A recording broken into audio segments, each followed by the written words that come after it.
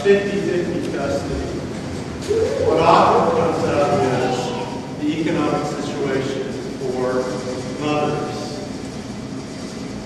That's not talking about the best interest of the child. That's not talking about the best interest of the child. You switch from the best interest of the child now to the best interest of one. We've got that right here, as a matter of fact. And what I would, like to say about that is we really need to separate those two issues. Because if it truly is in the best interest of the child to have involvement with both parents, then why are we messing with that because we're concerned about the economics for one of the parties? Well, you make a great point. And if you and I were designing a new world, that's where we'd start. But we're not. And we're stuck with the system. And I'm just saying that there's no way you're going to lock off hundreds of millions of child support overnight or even in a 3-year basis. You know what I'm saying? I mean, it's a huge economic and social shift.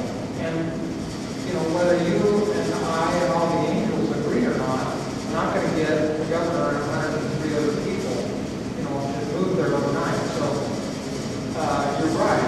The interest of the child is not necessarily bound up in child support, because child support may or may not go to the benefit of the children. But you got to also deal with what is. Senator Bell, Yeah. I am one of those children. My parents divorced in Montana, and my dad currently lives here in Utah. It was a very unfair situation, and I would like to see something on the legislature that puts parents in responsibility to that child support. I'd like to see a program like the horizontal cards for welfare, that maybe we keep track of that child support so that we know it's going for the children, because it's not parental support, it's child support. And my mom took the child support and didn't use it to support me. My mom never gave me a college fund.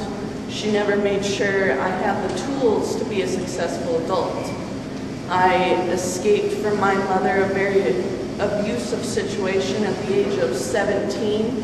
My dad had to continue paying child support till I was 19, and I didn't even live with my mom, and I had no support from her. I would like to see something on the legislature that changes that, where we do keep track of the child support.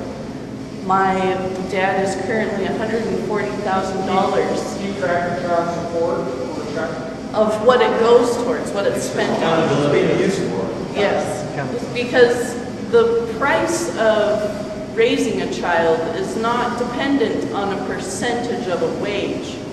It is a price, but shouldn't we keep track of where that money goes so it's not used for mommy when the children are gone, for the new husband to go away to Hawaii? That's not a very useful use of that child support.